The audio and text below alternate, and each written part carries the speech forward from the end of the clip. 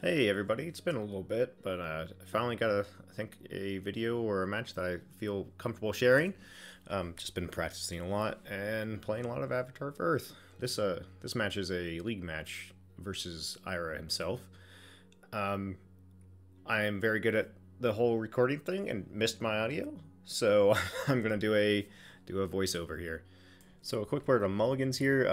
I mulliganed a Common Sense and a Blaze, and here I'm going to mulligan my two Fire Sites because Fire Sites are of a splash in this deck, so I'm pretty confident I'll get a Fire Site pretty reliably, and I'm more worried about hitting 3 Earth Threshold for Alice Wanderers and Divine Healings.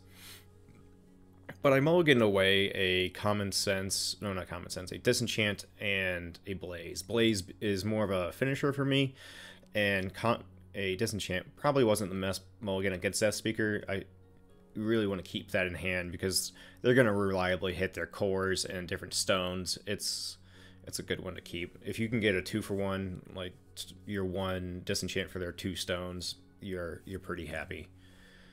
In turn 1 here, Ira plays in not Atlantean Fate, a Floodplain. And Floodplain being great, you get 2 Water Threshold for the 1 site.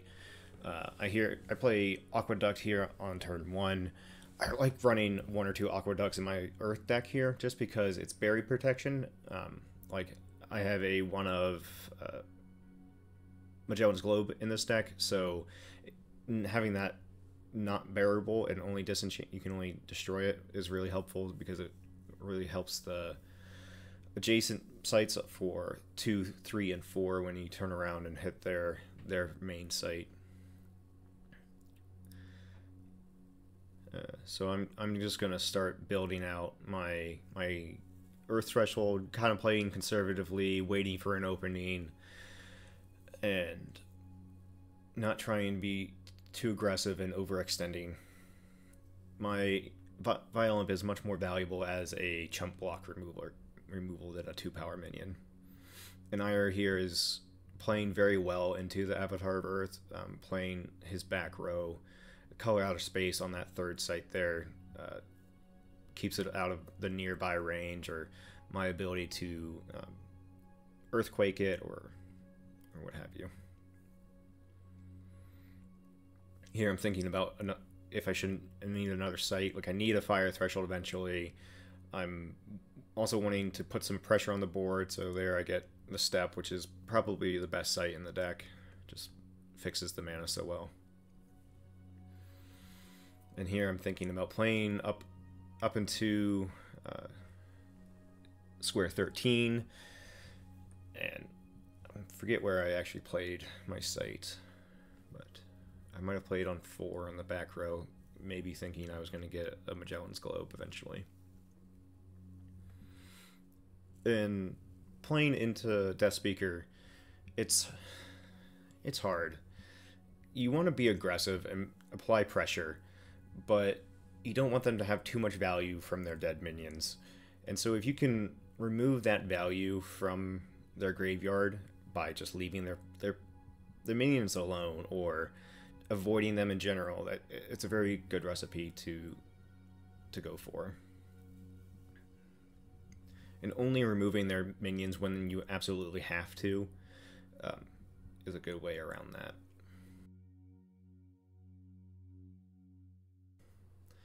I'm pretty sure I moved this site to the 4 square just because it plays around Evil Presence better. If I happen to want to play a site on 7, it removes an attack for them. And another reason I don't play up until 13 is because I really want him to play a site there so I can Atlas Wanderers on my site and just flip it and make it really easy on my end. So I'm just like preparing my site buff with the play to 4.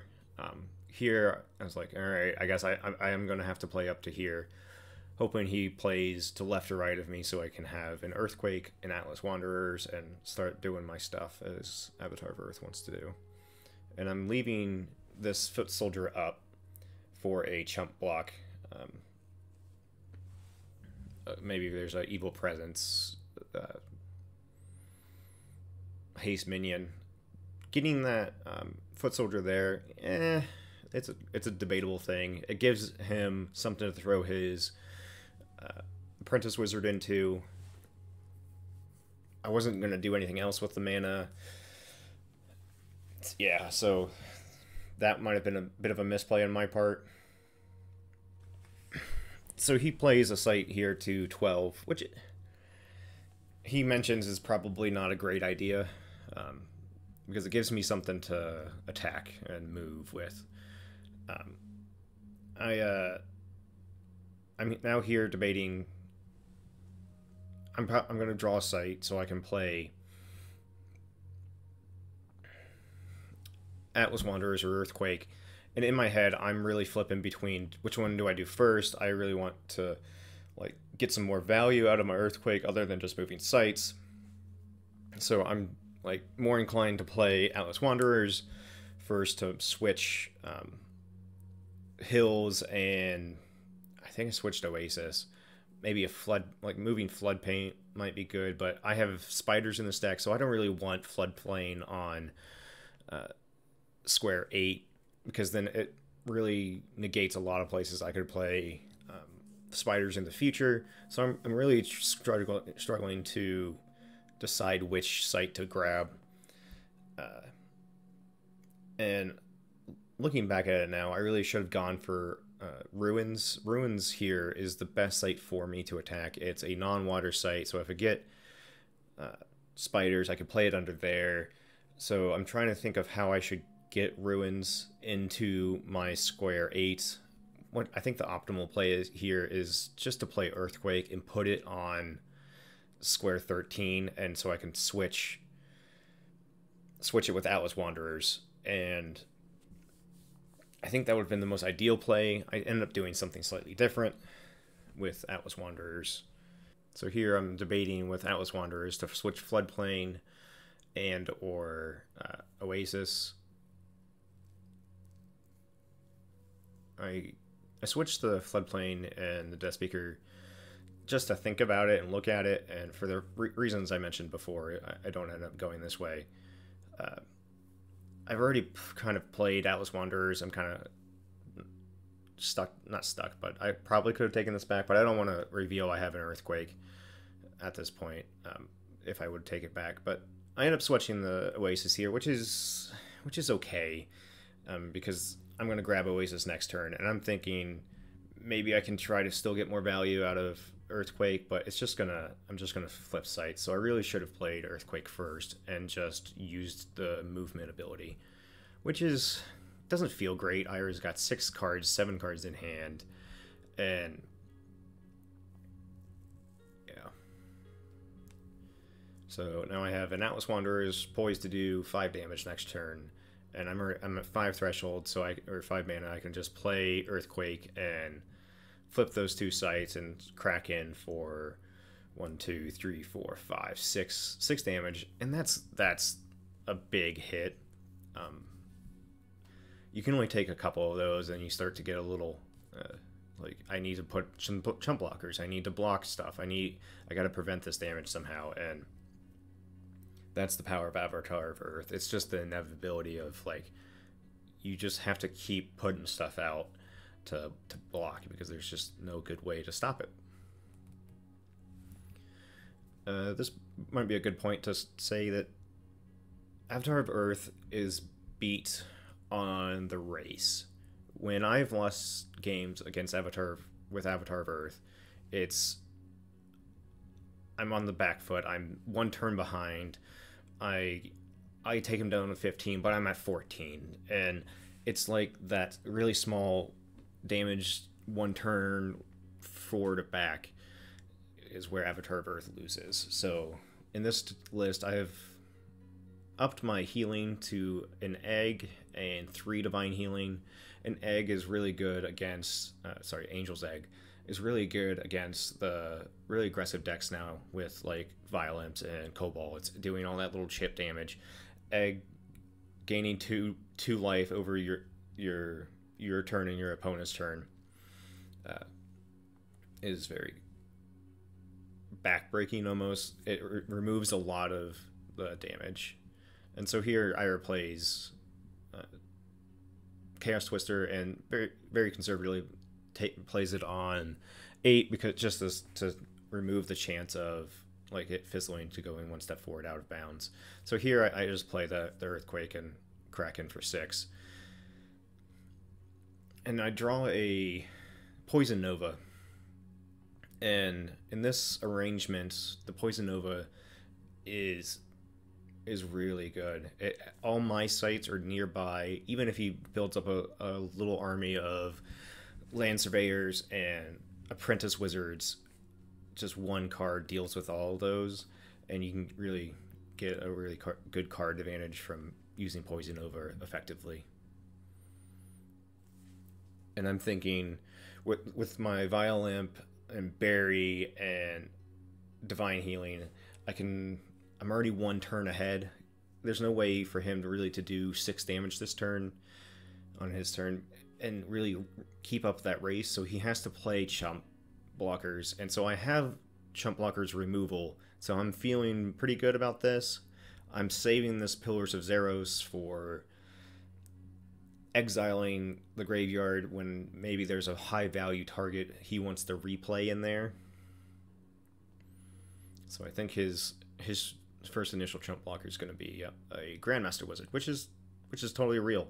It's a 3-card draw, and if I didn't have a Violimp or the Poison Nova or something to deal with this effectively on my turn, I lose a turn of tempo. And he draws 3, and he's got 1, 2, 3, 4, 5, 6, 7, 8 cards in hand and a sight, and that's real scary. Deathspeaker with a lot of cards can do a lot. It's just more options, the scarier you are. And so I top deck another Violimp, which is just wonderful. So I think I liked here to play the Violimp and kill the Grandmaster Wizard and save Poison Nova for when he plays more stuff. Like right now I can do that and kill 2 things. It just doesn't feel great. I can use Violimp, kill the Grandmaster Wizard. I have to take a turn off from attacking, but to exile the Grandmaster Wizard from his yard before he can get that value, it's denying the Deathspeaker the value it really uses to win the game. And since I got the second Violimp off the top, I'm much more confident in just removing the Grandmaster Wizard and playing Pillars of Zeros and taking that 1 turn off of attacking.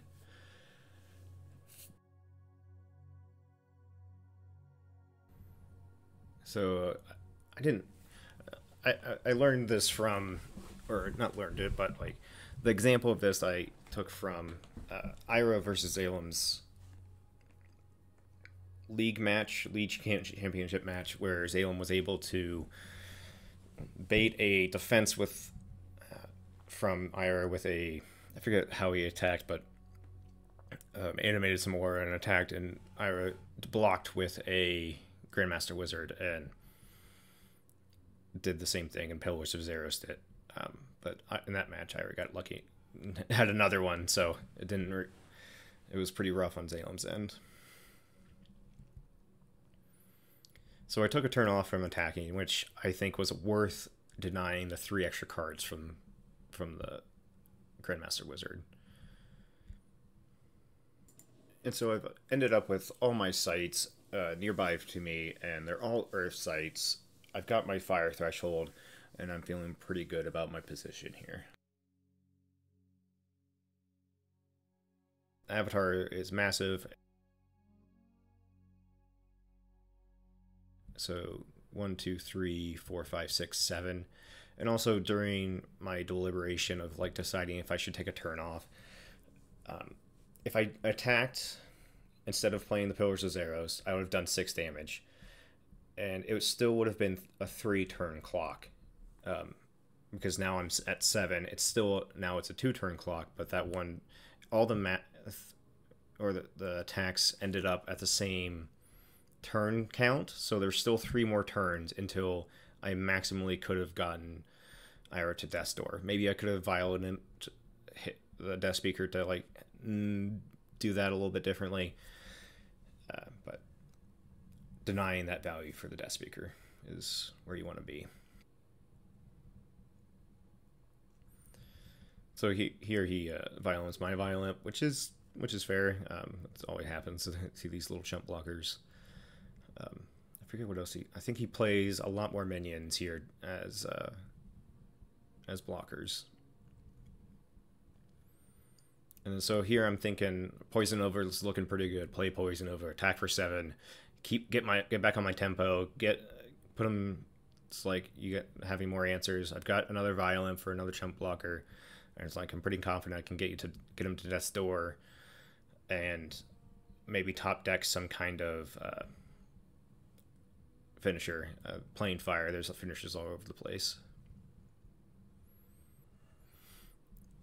So there I was just reminding myself that Deathspeaker can only cast a thing from the graveyard once each turn. So even if I kill the 2 violence this turn, it's not like he can deal 4 to me next turn. And so there, attack for 7. Put him on another 1 more turn clock to go to death's door. And I'm debating about Divine Healing for 2. He plays copy of Jin, I think, and me being in that evil presence, play Jin, dump your hand, and you can go from 20 to 0. It's something to play around. I forget what the actual math is. Let's see here.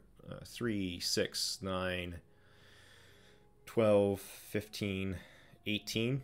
So if he has a Jin, plays the Jin, discards his hand, I can go to 18 to 0. So I'm really gambling here. I probably should have played Divine Healing. I can play it next turn. But I didn't think he was on the main Jin combo plan with this Deathspeaker. Just the way it was playing just seemed different.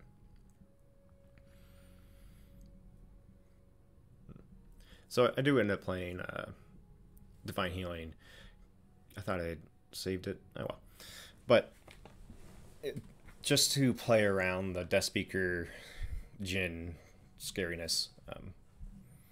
So now, if he even attacks, I guess I missed this. He can still take me to death's door with the cards in hand if he has a Jin. He plays the Jin, discards his hand, takes me down to 2. He attacks with Deathspeaker and Land Surveyor, and I'm at death's door. So, really, the Divine Healing could have been saved, but in the heat of the moment, I missed it. So here he plays Land Surveyor, another chump blocker. I was like, all right, not too bad. I got a Violent. I can still take it to death's door. And Ira is a very contemplative player. He does nothing quickly, which is...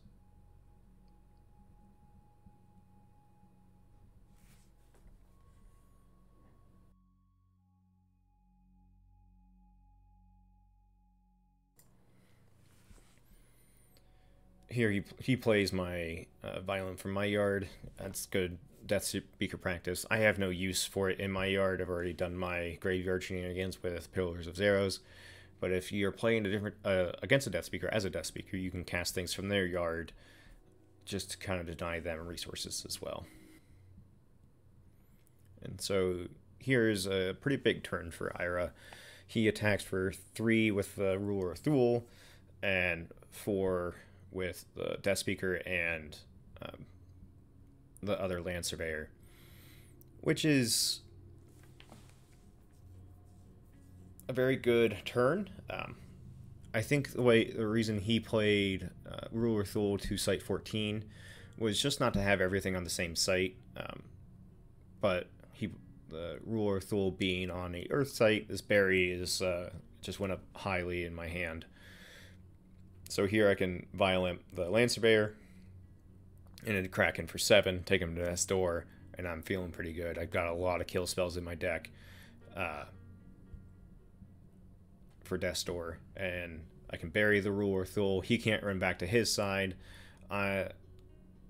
I just need to draw something, which is not a great place to be, but it's I rather have him at death's door and I need to draw a kill answer or a finisher than giving him more time to win the game. So here, I think I messed up my math a little bit. Barry's 3, and Violent is 2, so that's 5 total. And I for some reason I thought I had one more, but and then I'm deciding on really where I really want Violent. If I play it there, it doesn't really add the pressure to the board, so I end up leaving it on the Deathspeaker. Having 2 lethal attacks is where you want to be in going into your next turn. It forces them to have answers.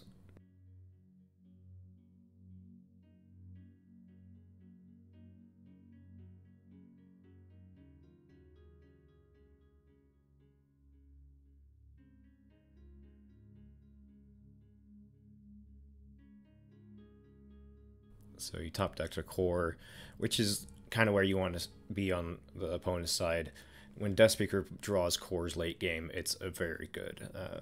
It's just almost a dead card for them. He was already at 7 mana. He can already do a lot of graveyard stuff.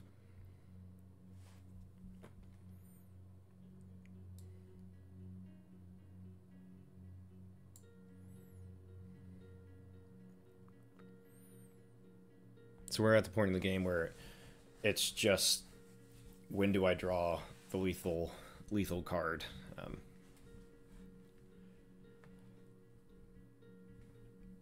And when people get to Death's Door, there's also I've noticed a trend of you get to Death's Door and you go, all right, I am defensive. The only way you have to play defensive, which is true, but you also have to play aggressively because there's no way off Death's Door. You're gonna die eventually. You gotta bring your opponent to Death's Door. You gotta play to win when you're on Death's Door. A lot of people will play ultra conservatively and like just pile minions on your avatar, which is a reasonable response. But you also need to start applying pressure and getting to them to Death's Door, because you're not going to win just playing defensively. You also need to try to win while on Death's Door. And no other avatar is as good as that. Doing that is Deathspeaker. Playing from the yard for free on Death's Door is very powerful.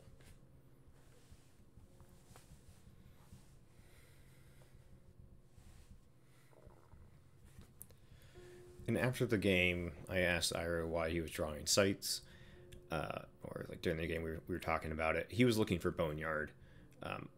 He was trying to bring back Ruler Thule and continue to win the game while on Death's Door.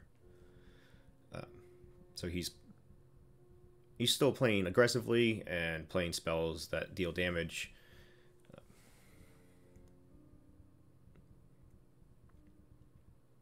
And I'm pretty sure this is where he was debating about moving over to Step, and if he's concerned about Blaze, but Blaze still is a winning card here.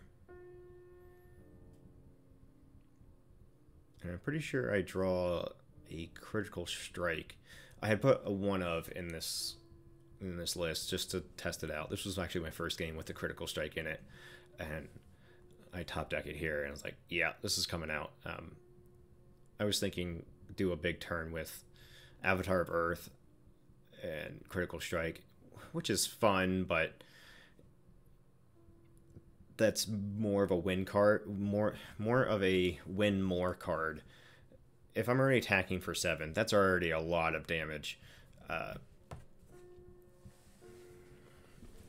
So I would rather it be a Blaze or some movement effect.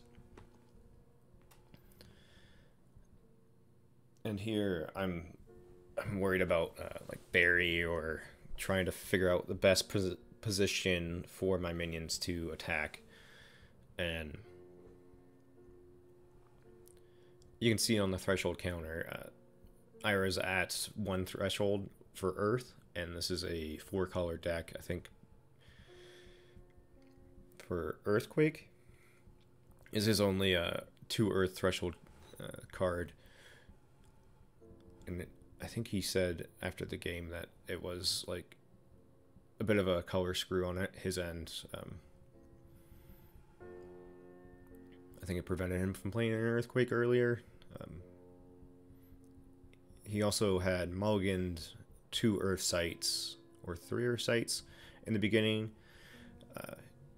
to dig more for Boneyard, and or you don't want to play Earth sites into Avatar of Earth just for giving the Avatar of Earth more power. But that decision might have cost him the game. There was a couple decisions on both ends, I think, where we could have made it gone either way.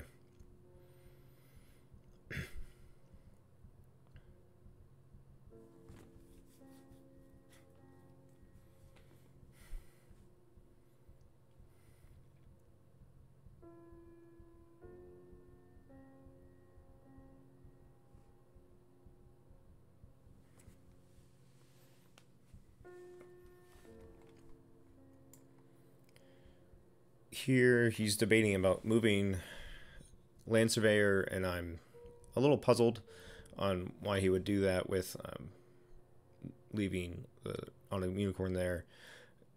So I think this is a pretty good cue that my minions are not going to last very long. So here he plays his step and gets that 2nd Earth Threshold.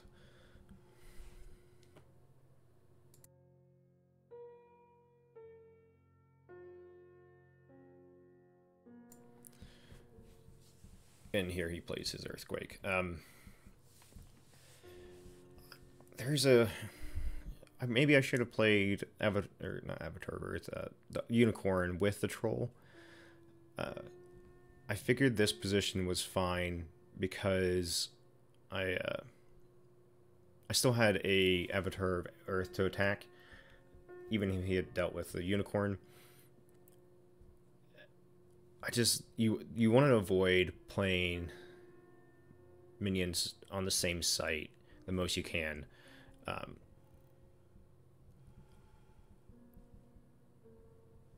not sure how important it was for me to really be aware of Earthquake in that scenario. I don't think it really would have changed much. I forget how he arranged the sites.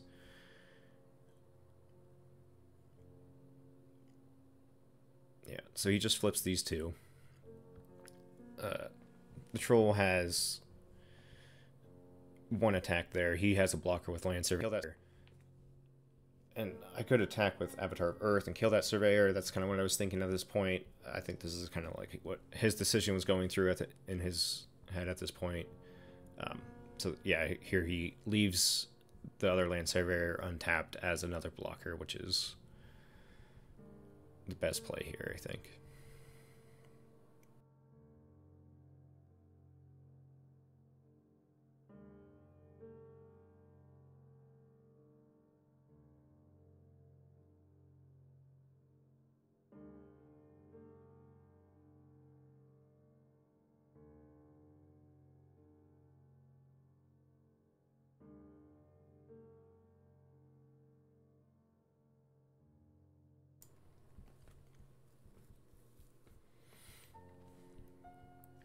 So moving here for a blocker, and then he moves my Avatar of Earth down to site 4, or square 4, which it probably doesn't matter because I can just tap and move if I happen to draw something off the top. But in my head, I always want to stay out of line of sight, no matter what. Oh, and I just remembered, he kills my boss troll here with a violent from my yard and attacking, which is why he had to move it here, because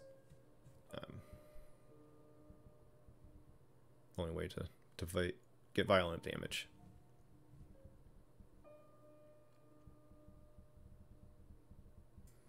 So pull the violent out of my yard, and he passes to me, and I draw a card and get the Firebolts. Hey, look at that. It was a matter of time until I drew some kind of card to win off the top.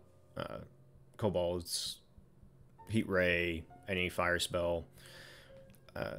Good game to Ira. Good game. I really appreciate the games, and I've tried really hard to think about every decision I've made in the games I've played.